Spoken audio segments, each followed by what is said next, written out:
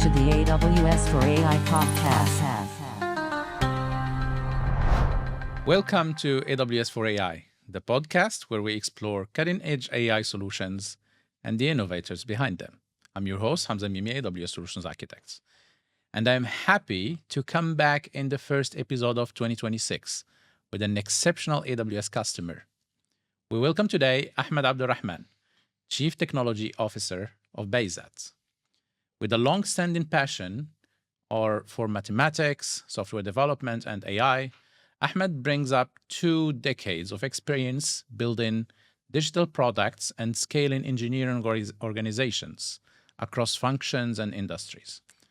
With strong organizational experience, Ahmed does not shy away from constantly getting hands-on with the latest technologies.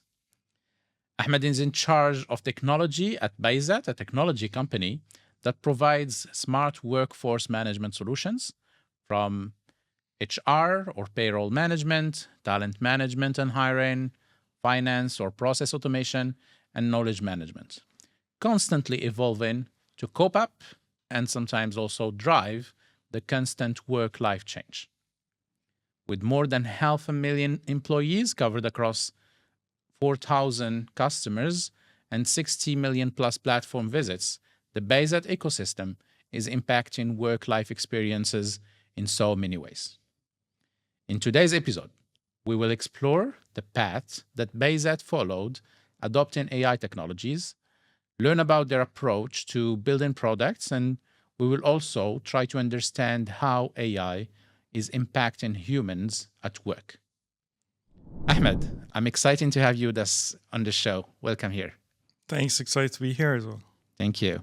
So there are so many things I want to ask you in this episode, and I just want to start by thanking you for coming. The first thing I want to learn about your personal story. You were at BAYZAT for the last 8 years. You've built so many things, but you have a longer history on AI and getting to the point where you are today. Can you tell us just a brief introduction about your personal story, getting where you are today? That's a long one. I'm always passionate about software since I was young. And I remember going to take a network engineering course when I was in high school. And before that, I was always tinkering with computers.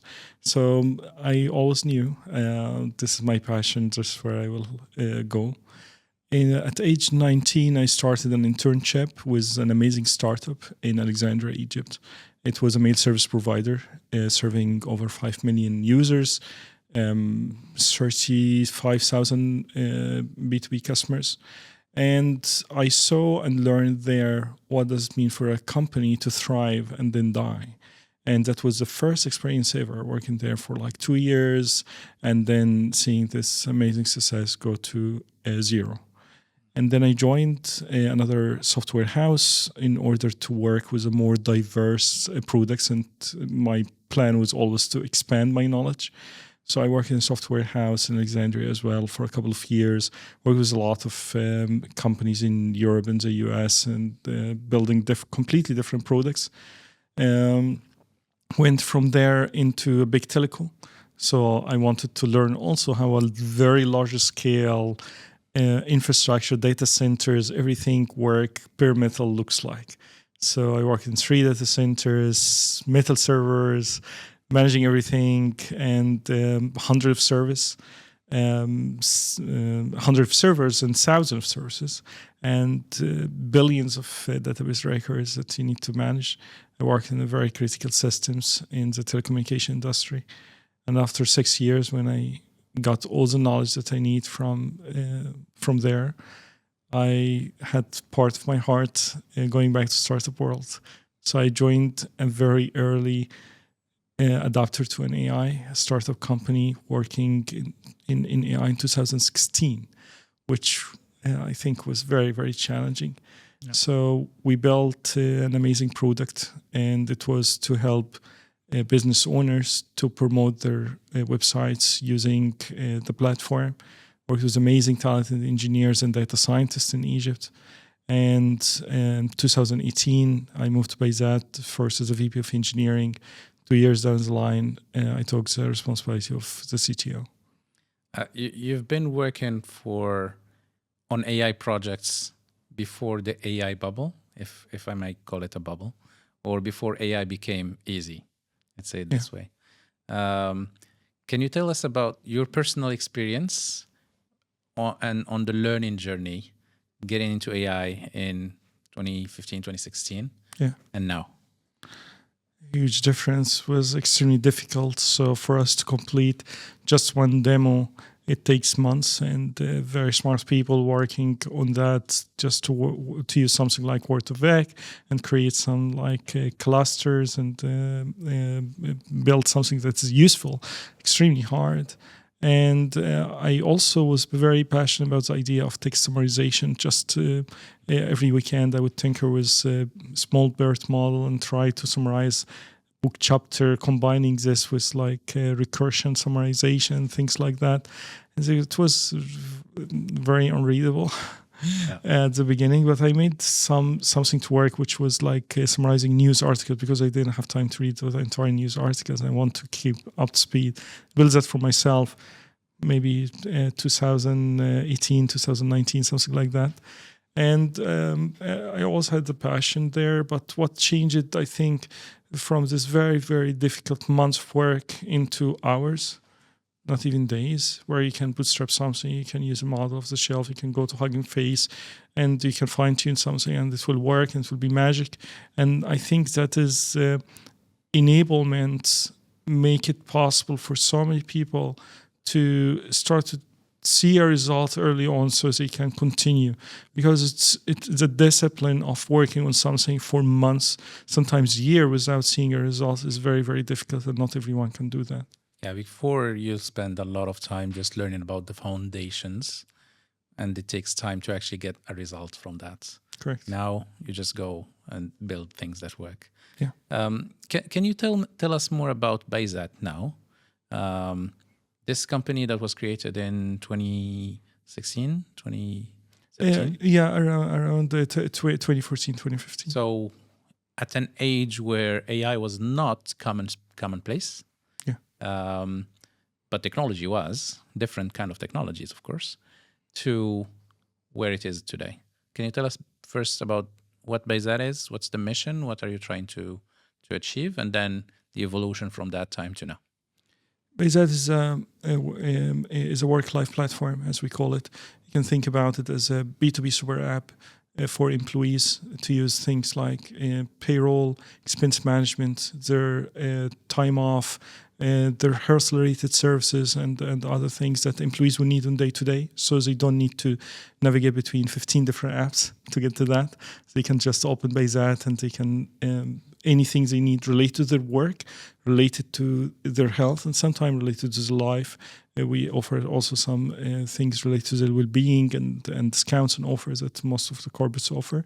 They can just use BAYZAT. And our mission is to provide this world-class experience to every employees, empowering them, empowering companies and the employees in the financial space and people space and process optimization. So you offer one platform, but behind the scenes there are multiple products. So many modules. Yes, so many models. Can you walk us through the different models that you provide today? Yeah. So in employee-related services or the core HRMS, we have payroll, expense management. We have HRs that include things like time off, attendance, shift schedulers, where like restaurants, for example, can schedule for workers, or any shift workers can use a shift scheduler to balance that. And we have some productivity-related features like Knowledge Hub, where you can organize your documents like Notion or Confluence with an AI support and enterprise permission. So it understands also the rules within the organization. For example, you want to give access to sales teams, or you want to give access to the sales leaders within a sales team, or sales managers only, because BAYZAT is a system of records, and it understands all that. You can do this very easily. And then when someone asks a question to the AI assistant within Knowledge Hub, we understand which document you have permission for, and which knowledge we can retrieve for you and which not. So you will not accidentally, even if you are trying to trick AI to like jailbreak it or do something naughty and get some information, you can't, because you are sandboxed inside your documents. Similarly, for reporting, we also empower AI insight and AI reporting, where a lot of managers and leaders, they ask questions, and we take this, convert into SQL, and retrieve the data and offer it. So this is some of the productivity tools. And we have a lot in the health-related and well-being services. So we have fitness challenge to encourage employees to be health and fit, and they challenge each other. We have employees discounts and offers on the platform. And as I said, like, it's a super app for B2B. What kind of customers do you have? We have all the way from, we serve SMEs, our ICP anyway, between 50 and 500, let's say. Okay. In which? UAE and Saudi Arabia, our two main regions. So, and if I'm hiring people outside of these two countries, I can still... You can still use the platform. Actually, there's also a lot of POR are our clients. Like, for example, someone, a company that offers like remote.com or something would like to offer a service where they will hire employees here in UAE, for example, and offer that to American companies. They would use our platform because we are compliant with the law and regulation. We're very easy to use, and we provide an amazing service. And the other way around, if you are hiring also overseas, you can use the platform. Can you go back to the Inception story of BAYZAT? Yeah. Why have BAYZAT been created? And what's the economical context where it made sense to actually create BAYZAT? Yeah, so BAYZAT created before I joined by the co-founders Talal Bay and Tariq Bay and Brian Habibi. And they built a company based on, they saw an opportunity that health insurance became mandatory in the UAE for the organization. So if you are a company operating in UAE, you must provide health insurance service to your employees. They saw this opportunity, they capitalized on it. The idea for them to start a company, as they say, was always to start a company, and what to do was secondary. So they want to start a company first. And the idea was, okay, how we can differentiate ourselves as a insurance broker while there are so many of them, and you start just entering the market. So maybe let's build an HR and payroll system and offer it for free. So we can tell the client, okay, you can get this one. You will get also an amazing service as a broker, and we will provide you the platform for free, and you can use the service. And it worked like that till sometime even after I joined. But always was on the top of my mind, and everyone else. The obvious question was, if we build an amazing product, would we be willing to pay for it? And we tested that, and the answer was absolutely yes. And our platform maybe contribute around 50% of the revenue today of BAYZAT. That's the true market fit. Yes, that's true product market fit. I want to go to the AI story inside of BAYZAT. Yeah. Early, you always had some sort of AI included in the platform in different features and functionalities, and a lot more now. Yeah. Can you tell me about the story of AI integration inside of the platform? What's your mental model about where to integrate AI, and the value that you see AI bring into the different models that you provide? Yeah. How it started it's very interesting. So I was always fascinated with the language model. As I told you, I was using BERT for summarization, things like that. Was trying to get my hands on GPT-2. And that was like 2020, early 2022. And then late 2022, GPT-3 came about. And I realized that if you provide the right context for GPT-3 as a model, it will give you a fascinating answer. So I tried to do that myself, to just copy and paste one help article from BAYZAT and ask a question. and see how accurate the answer. It was fascinating how accurate it is. There at this time there was GPT-2. You invented drag, basically. And at this time, there was no RAG, yes. So I remember I presented to the stakeholders in the business as I call it LLM context provider, because I didn't know have a better name, but I think that was like a cool name for it, maybe. So I built, I hacked it because there was nothing I can use otherwise. So what I did was I tried Kindra, from AWS, because you can search and you can connect it to Confluence, and they have Kindra has amazing connectors, but the summary is very small. So, and I tried to maximize and ask for a feature request to expand the snippet because I want so much to get enough context. But I end up doing other solution with Pinecone, actually the first embedding solution I used, and I embed everything on Pinecone, and then it was much easier. And then what I did is I provided all this as a Slack bot for the company, for our employees, our own BAYZAT employees. And I give them, I think, 4 or 5 Slack bots. One is for a sales team to ask any question when they are on a call with the prospect. So if someone asks them like, do you support integration with a biometric device X on the attendance? There's no way the sales know that. And instead of saying, okay, I need to check with engineering or someone and get back to you, they just ask, they get the evidence, they get the answer. So that's helped a lot sales team. Another one for CS, customer support. Third one for marketing. They used a lot to write blog posts and LinkedIn posts, etc., with the help of this bot. And I think a fourth one was for our internal team as an HR assistant. So we have a lot of remote team members, and our policy and rules is different. So they would ask. They would go to an HR person and say, hey, I live in Turkey and I just have a new baby. What's my parental leave looks like? And now they can ask this bot. And then the reaction was like overwhelmingly positive from these bots that we launched internally. And I knew there's something there. We started to build what we call it today Knowledge Hub. So we offer this for all our clients. They can upload the documents, they create spaces, they can write with an AI assistant. They publish that, they can translate instantly to many languages using AI. And especially in a market where there is a lot of expats, it's very, very important with the diversity of native language spoken here. No. And then they can use AI to answer any question based on these documents, and they can create their own.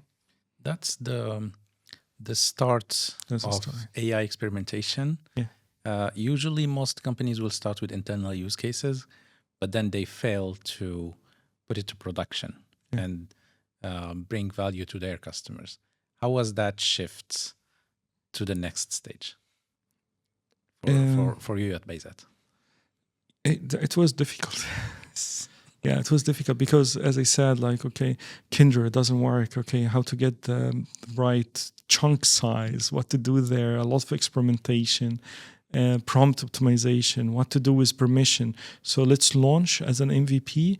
You only give it to the super admin, like the CEO of the company, which have permission to everything until, okay, we cannot support permission now.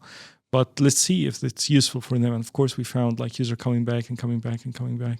So we understand, okay, permission is top priority. Now let's build the next feature. And also that's from a product, how to find like the right product to build. And from a technology perspective, how to, of course, moved from Pinecone became very expensive for us. And we are just launching a small product. We don't know if it will work or not. You end up embedding like millions of documents, right? So used an open source with V8. We hosted an AWS and we start to embed and store everything in with V8. And then we start to optimize that, and it scaled with us very well.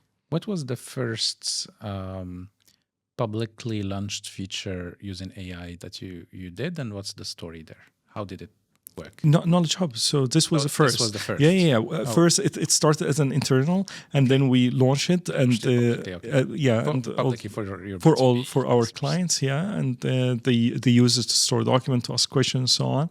And after that, we built some delighters. One of them is like focus on insurance policy assistant, because insurance is very complex, like the terms and conditions that no one reads. Exactly. So we built something specialized in understanding the insurance benefit and answer your questions. we doubled down there a little bit, and then we shifted to reporting. Reporting was a very interesting use case because it's very expensive for us to build. So all enterprise customers, any mid-size and above, will ask you, okay, we need reporting. I need to create a report of how many employees are on leave next week per department, per office, per country. How many of them consume more than 50% of their leave, and we are like in the second month and so on. So reporting is very crucial, we know that, but it's very expensive to solve. If you build it in-house, that will take maybe years. And if you acquire the vendors, that's also very expensive. So what to do about it? We said, okay, let's try to solve this problem with AI, and let's actually try to provide a superior experience. So we asked users like, how would you, what do you do usually, like to access the data, and say, okay, I go ask this question. And they ask the questions. The question goes from, for example, a manager or director to it's a point of contact to our customer support to us. So we have a channel with all the questions. So we looked into them, and mostly the questions looks like, okay, we can solve for that. So we took this, and then we built Text-to-SQL, and we optimized it to take the natural language, convert it into SQL, and then queries the data and provide the user with the result. And we also render this result in different charts. We use we return the data in a supported format, in JSON format that can be rendered in the front end with the JavaScript libraries that can draw the charts, and we use LLM to decide that. So we built this, and it was result was like really good. And actually, before we built it, we tried so much not to build it. We tried so much to find the vendors that can actually provide an accuracy and things like that, because we don't want to maintain it. We didn't want to spend a lot of engineering time into building this, but it looks like maybe this is one of the problems that every customer is different and it has to be done in-house. I don't know, but I hear this. I definitely had the same experience, especially for the text-to-SQL problem. It's very specific and depends on the kind of data and kind of text and your database and so on and so forth. Yeah, exactly. And we created RLS rules and a lot of guardrails to make sure even if you went outside of the model and you went into accessing all the data, it is the data that you're supposed to see. Yeah. So your environment, remember chroot in Linux when you chroot into environment? So your root environment is what you're supposed to live in. So we mitigate the risk this way. And we launch it, and we built on top of that. We create dashboards, so you can add charts and results and tiles to dashboards. And now we're building that you can schedule it and so on. So this was like maybe that's the second step live that you had. Now you're building even more complex agentic solutions. This was maybe second big one. So Knowledge Hub and AI Insight are the two big projects, but there's a lot of lighters in between. So we built a lot of small things like, okay, let's build a writing assistance. And then we found a lot of personal assistants for directors and managers are using this tool. We built an instant translation, instant summarization for documents. Found it very useful, especially for execs, and they don't want to go through the entire proposal or document or contract or something, so they need just a summary. So a lot of the lighters in between, but the two biggest milestone was the Knowledge Hub and the AR report. The more complex as well. And the most complex, Then you moved on to more agentic solutions. Can you talk a little bit about your current work? Sure. So now we are cooking BAYZAT apps or BAYZAT Microapps. And the idea is we found that when we needed to build apps for ourselves that employees within different departments will use, we went to Lovable, Spark, V0, we went to Bolt.new. We tried all of them. And it works pretty well. It's fascinating.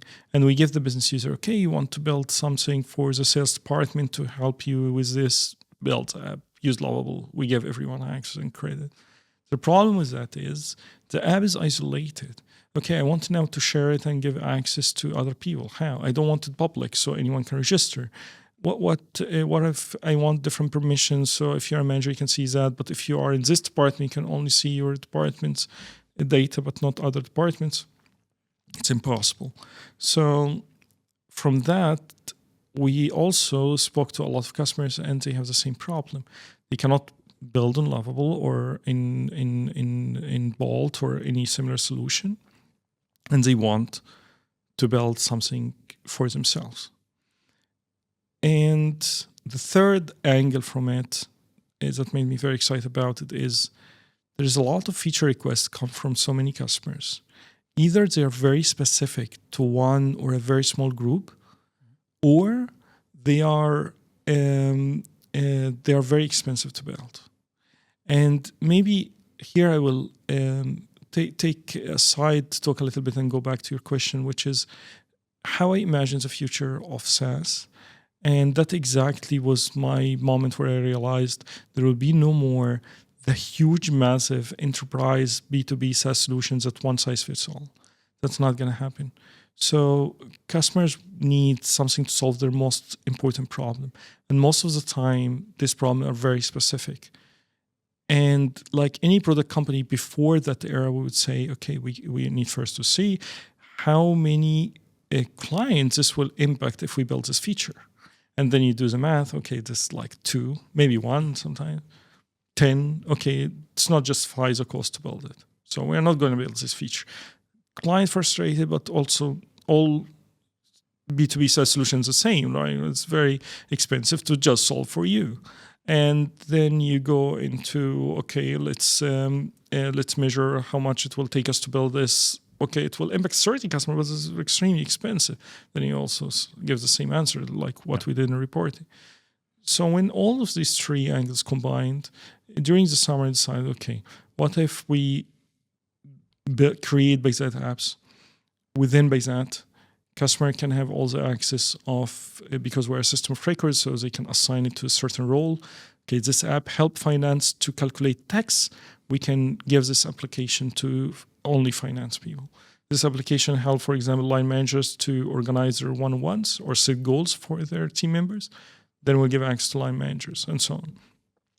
So I started to experiment with that, and now we are in the private beta. So we built a few apps. We showed them to one of our largest clients. They loved it. And we are going to go live very soon with BAYZAT apps and the apps marketplace. So the idea will be like, the more problem we hear from you, we solve it for you. And then we'll put in the marketplace. Maybe others will like as well to benefit from that, unless it is a very special, like, and customized, and it's not a general solution. And then what we're gonna do is we're gonna also have forward deployed engineers that can sit with the customer, hear for the requirements, and build for them on BAYZAT apps. And this is our roadmap for now, in at least the first quarter.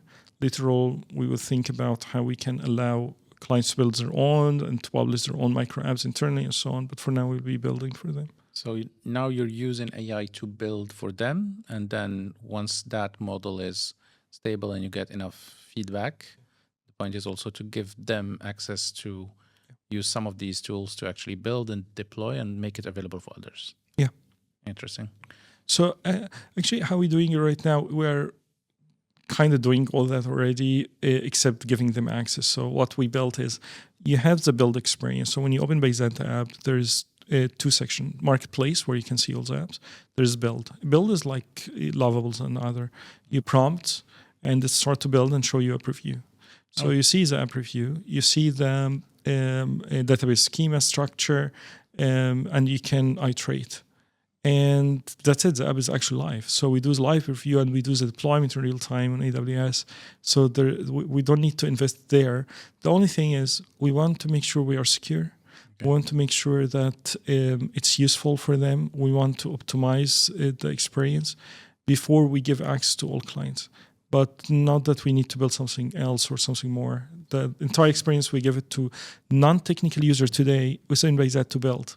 So BAYZAT is our own first client, and they can build today, and they can publish it and give it to clients. And so you give the end user, the end customer, the ability to create something, and then you introduce the human in the loop, basically in order to validate from a security standpoint, permissions, and so on, to make it solid.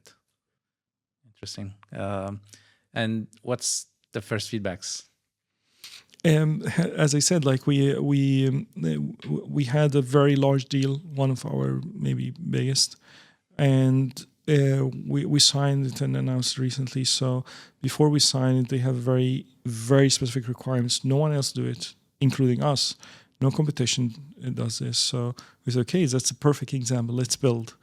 We build it and we demonstrate to them in a few days. Because we literally, that can take us months, of course. So we built the requirements as an app within BAYZAT Microapps, and we demo it to them, and they loved it, and they signed. And now they are our clients, and they are going to use it very, very soon. We are onboarding them right now. This is the new software world. That's a new sense for sure. That's. Can you tell us more about your vision about this agentic marketplace or agent marketplace? So once you build these different apps, these become assets by themselves. Yeah. How do you see this in 2 years? First, I think there will be a lot of micro apps that solve very specific problems to individual and to clients. So I imagine as well, a manager in one of our clients think about like, okay, I have this process very manual and I want to optimize it and I want to make it more efficient for me and my team. They go and build the app on BAYZAT, publish it, and now they give access to their department, and any new joiner goes through the onboarding and they use the same. Or a department level can build something, or a company level, and so on. So I believe the micro solution will grow fast, and there will be a more personalized SaaS. So we use for a general large scale SaaS that solve, and that's why product market fit, right? Because you need to find the balance and what to build. I think we'll see more that is something very personalized to you and to your need, and you will browse through them same as you browse through like YouTube videos or something. And the interesting thing is you keep that inside of the super app. You keep that inside within BAYZAT ecosystem. Yeah, that's also the challenging part, because we start seeing these agents that you can consume, but all of a sudden you have 1,001. Yeah. So how do you manage all of these agents? And especially in your context where you have 500,000 employees in your registers almost, and thousands of customers. Yeah. So are you talking for a user experience kind of thing, or from how would you search and find the right agents? How would you manage them? How would you make the right permissions for each one, for all of your consumers? From an operational also perspective. Got it. So first we need to understand 3 different categories of the apps and micro apps. The first one is we built something specific for you. You came and you have a very specific problem, like this mega deals that I talked about. They have a very specific problem. No one else solves it. They come to you and we build it. Our FDE or forward deploy engineer or solution engineer goes, sit with you, understand it, build in a few days, and only you have permission to that. And we solved your problem, very personalized to you. So that's easy, right? We solve for you, you can access it. The second one is we built an app because we received a lot of feature requests for that. For example, everyone asking for a way to do a carpooling, and they want an app so they can help the environment. They want to carpool together, and that will be depends on the office location and people car capacity, and they want an app to manage this. Right? Very simple, very small. We found this many companies have this request. We built it, we launched it, we made it public. So now, once this app is public, same as you go to market with anything, one, you need to announce that. A customer will find it's the marketplace. And we will also provide this through our omni-channel, our CS will give you like some context and so on, and you can browse this and whatsoever.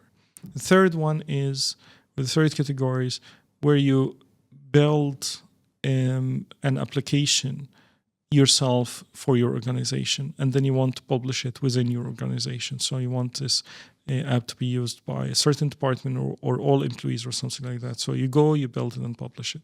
What I imagine is, because first, this is within the context of BAYZAT, and I can't even imagine when this is a context of the universe of like the agents and apps and solution out there.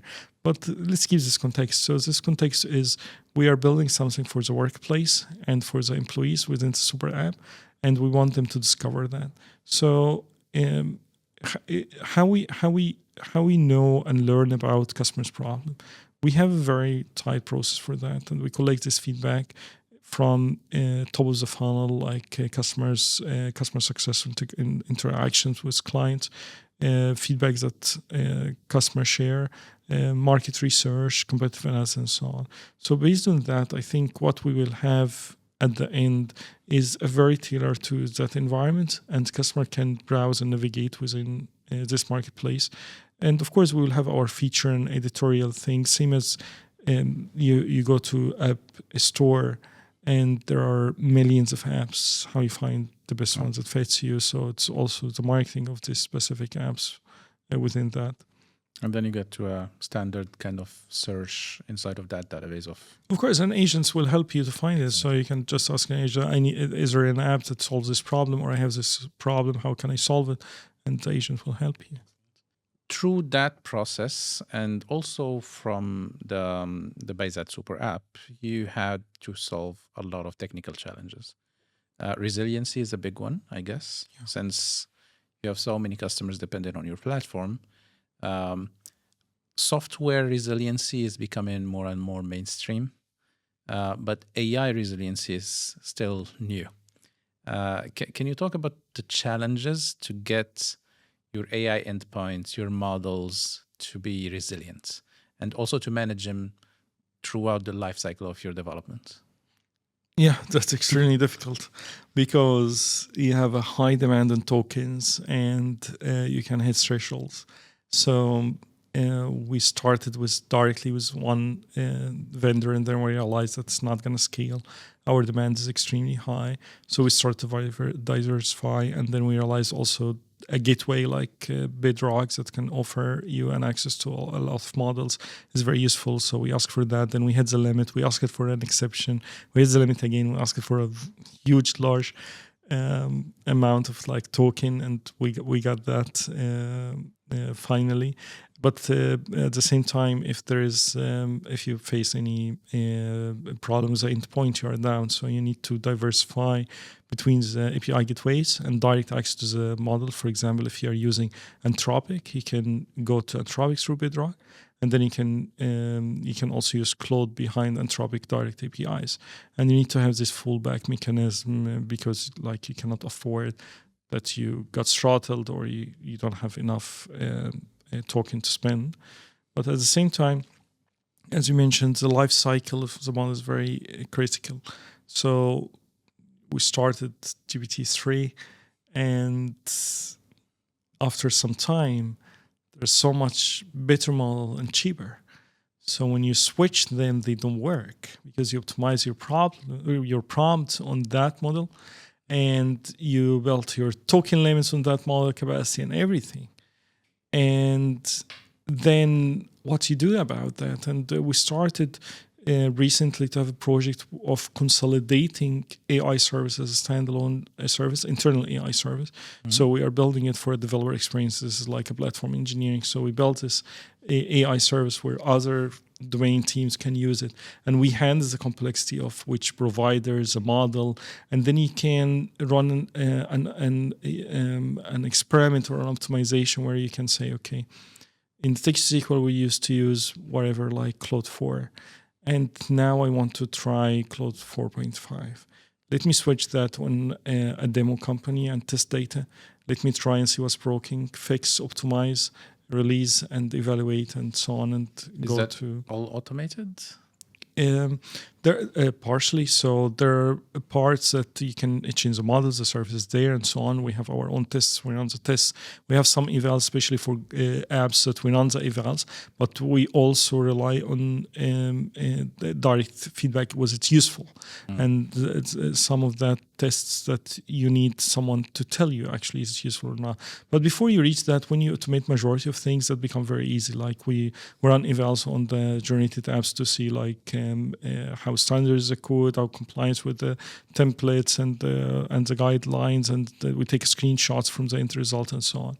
But then once you are confident that, okay, the change in the prompts that you made and the change of the model is now accurate and working fine, then you can update the model or change the provider if you want. So we give autonomy to the team. They can switch between providers, and with Bedrock, as I said, it's very easy. I want to double click on this eval because this is a very common problem that everybody faces. What kind of evaluations do you do? Do you follow a specific framework, or you have a list of pre-existing common challenges that you have with your customers? How do you do this eval? Every AI product is different, for sure. And I will give you examples from the recent, some recency bias.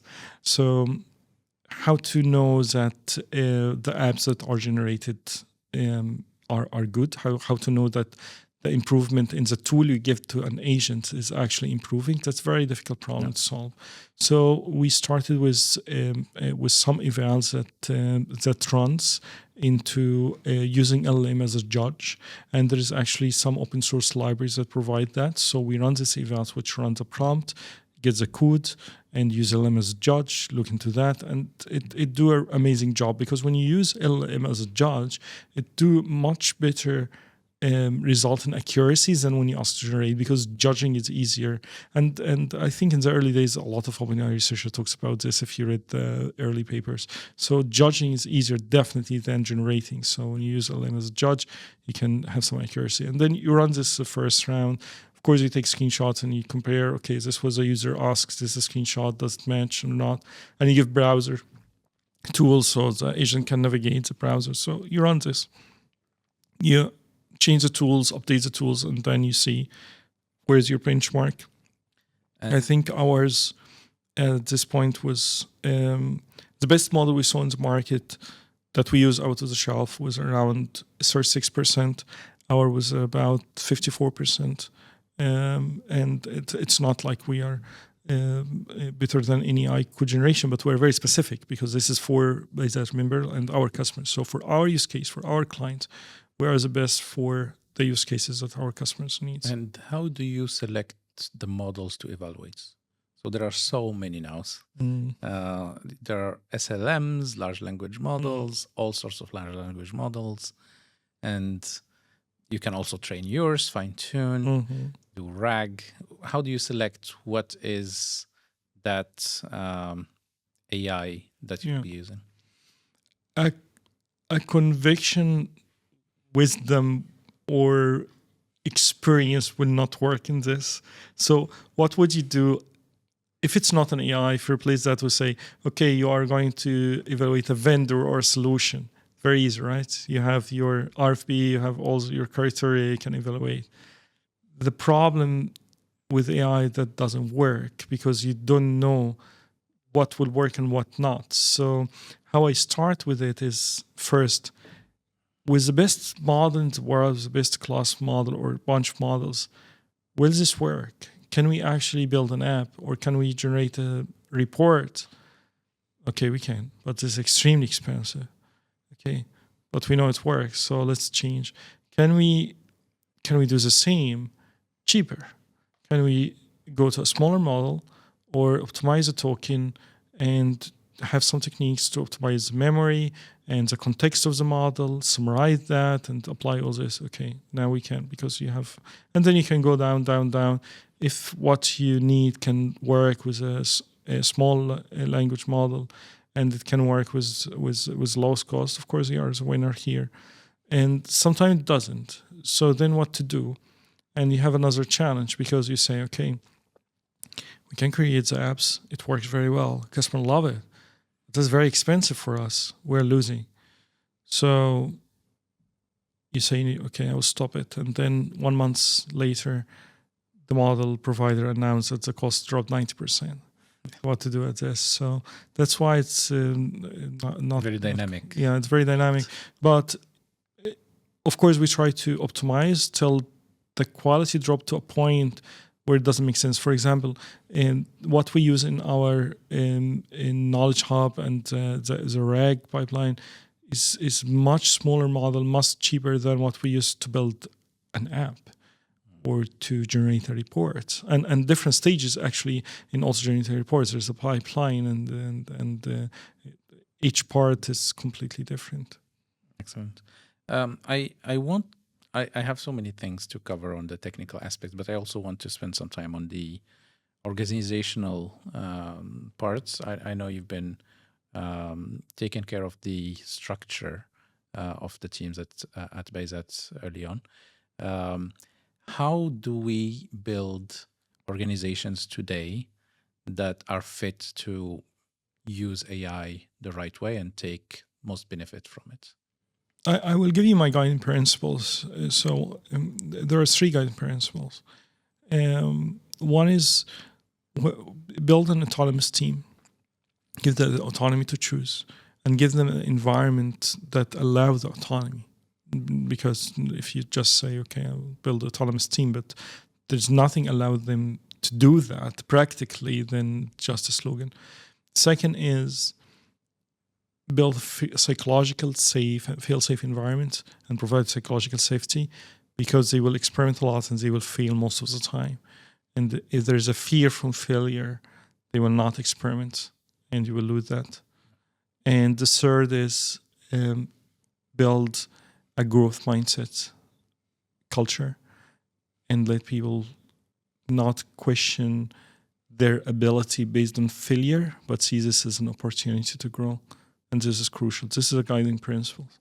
And then my favorite way of doing it, which can be like different from organization to another, but like I will start with like influencing people.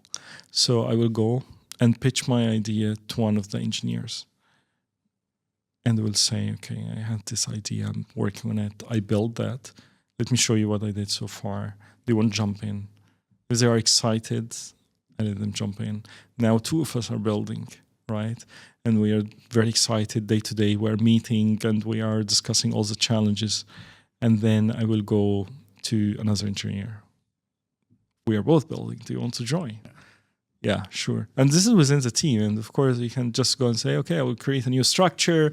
And then there's now an AI team and call it whatever. That doesn't work. I like more influence. And I started BAYZAT Apps, the builder experience and the agent and everything.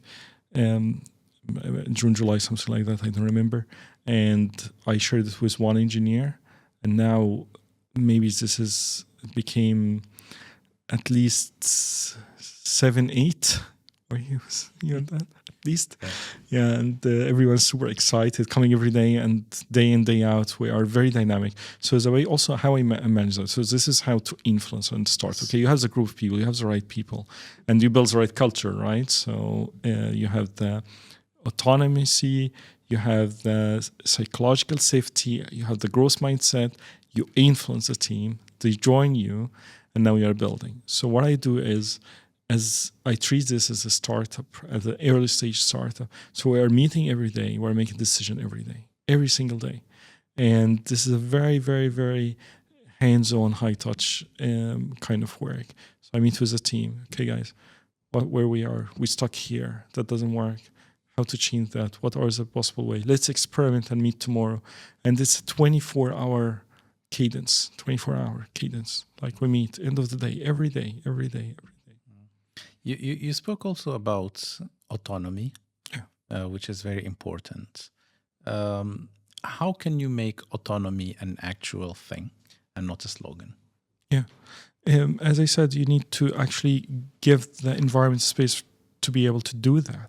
So what's happening is, for example, when I started to promote coding agents in, I think, Copilot since mid 2023, and some people were skeptical about it, and then cursor came and so on. So I asked them to just try and choose whatever they want. And everyone tried different tools, but that's the very low of the autonomy, right? Choosing your own tool and environment.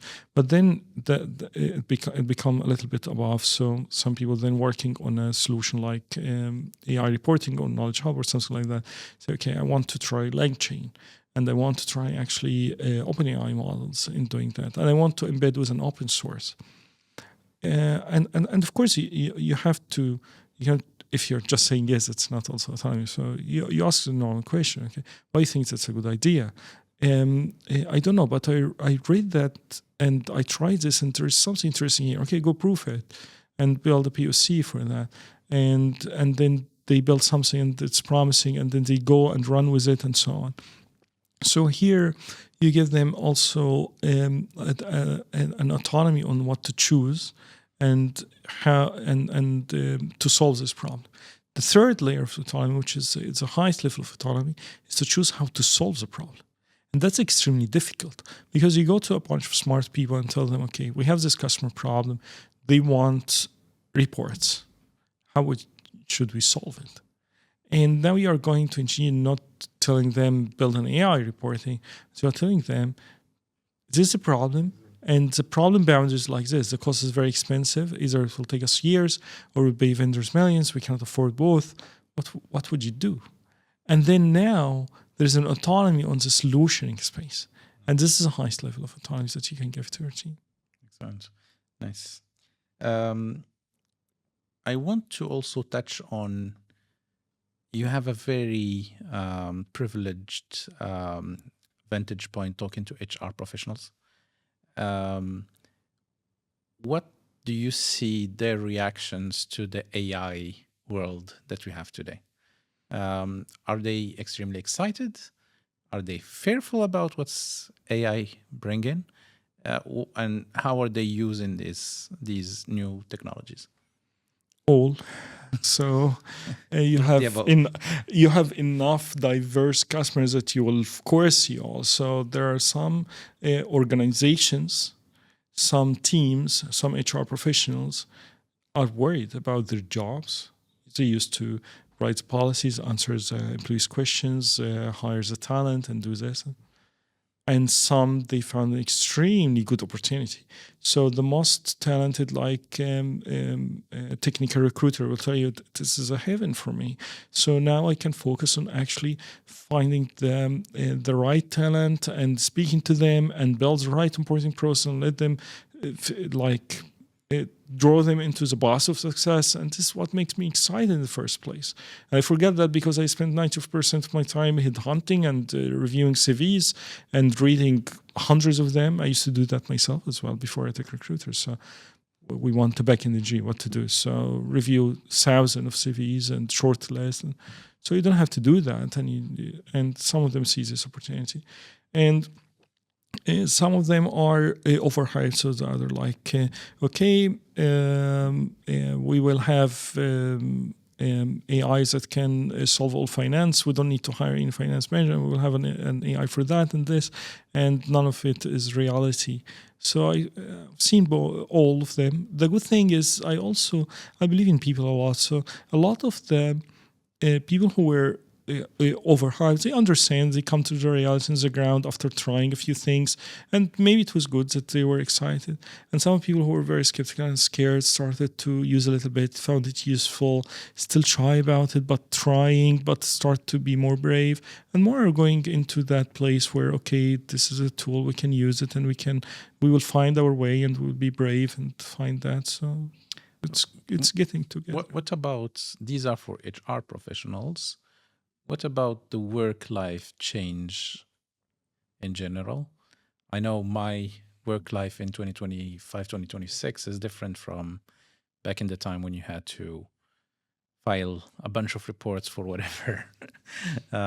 So do you see these change impacting the bottom line of businesses and the life work experience? Of course.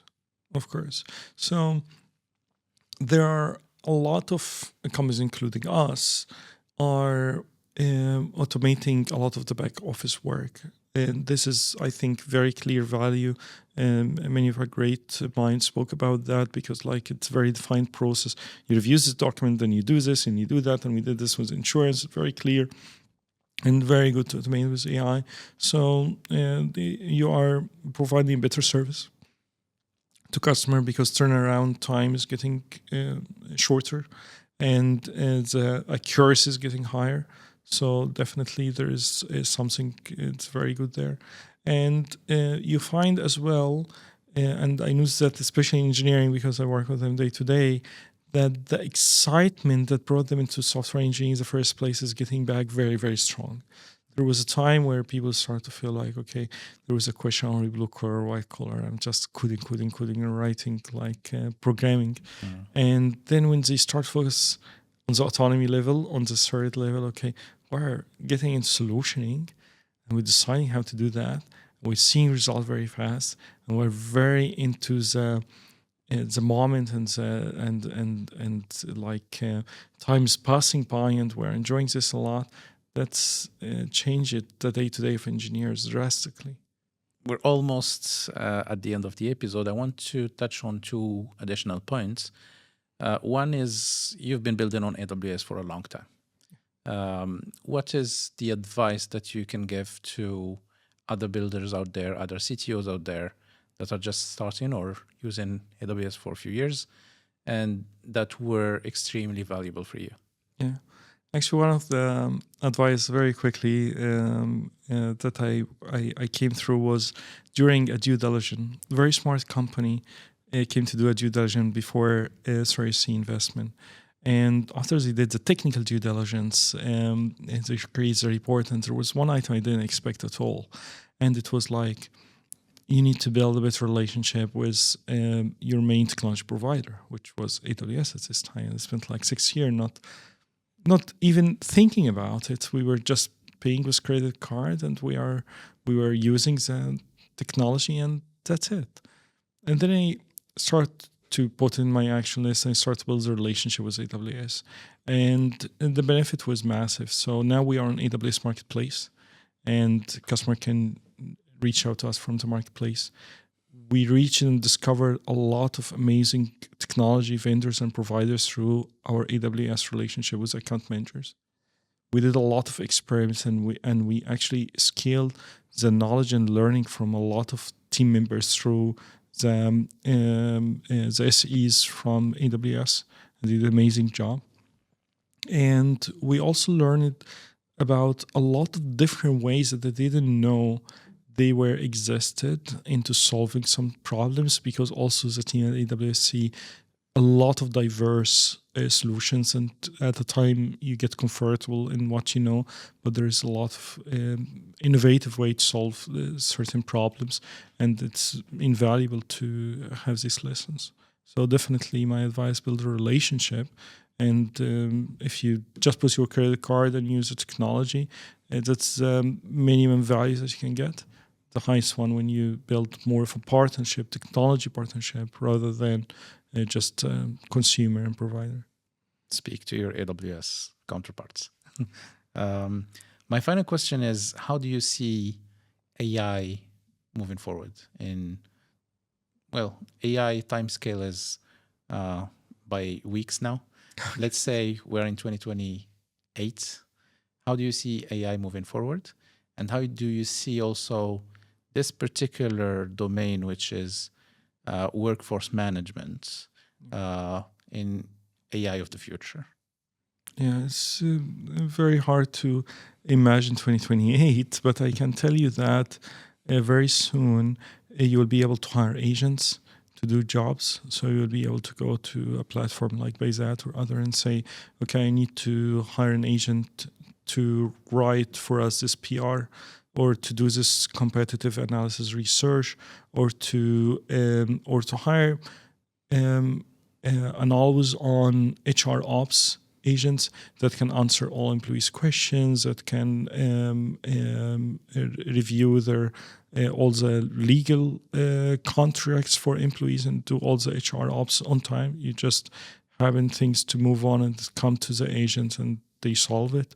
So I'm sure there will be similar to the transitions that happen into the freelancing world, and you can access talent not only from software engineering but from other design and even legal and other aspects online.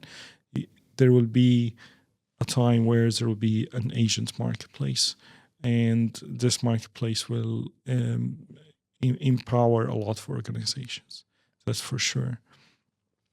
In scale in general, we have seen models are getting cheaper and also very, very powerful. I think at the very beginning, you need to provide the right context. And I think at this time, we didn't know the terminology context engineering. Now it's become very popular. So I think there will be a better ways in memory management, in context engineering, that is empowering and optimizing the agents. I think function tooling became an agent because you put agent in a loop. First thing was the obvious thing. Can we make a function call from LLM? And we wondered that, and we hacked our ways around it. And there was a great framework that built it, and then it became an agency. And then you put the agent with the right context in loop with tools and functions that they can use, then magic happens. I think a very strong context and memory management and a very strong use of tools is going to be efficient. But let me capitalize here, because it's not the basic memory management that we think, but you have different layers of memory. There's a procedural memory, there's factual memory. And I think what you, in order to build like really autonomous agents, they need to learn from the experience. And that's extremely difficult. And who will do that will be a different agent that can analyze the user feedback and the mistakes and improve it. The self-improving agents and the continuous memory for the agents is something difficult. And I think when we solve it, there will be a whole different kind of unblock. Yeah. Absolutely fascinating. And I'm sure this is one of the problems that we'll see solved really in the short term. I'm sure. And that will unlock a lot of potential. Yeah. Ahmed, thank you very much for your time with us today. That was a fascinating discussion, and I hope we'll have you again in this podcast in the future. I love it. Thanks a lot, Hamza, for having me. Thank you. And that wraps up our inspiring conversation with Ahmed Abdul Rahman from BAYZAT. His insights into building AI-powered workforce management solutions at scale and the thoughtful approach BAYZAT has taken in adopting AI technologies while keeping humans at the center have been truly valuable. From transforming HR and payroll management to reimagining how 500,000 employees experience their work life, Ahmed's perspective on balancing innovation with impact has given us much to think about. If you'd like to learn more about BAYZAT's workforce management solutions or connect with Ahmed, you can find links in our show notes. And for more AI learnings and exciting discussions, subscribe to the podcast and leave us a rating and review. And as always, until next time, this is Hamza Mimi thanking you for listening. Keep exploring, keep innovating, and we'll catch you on our next episode.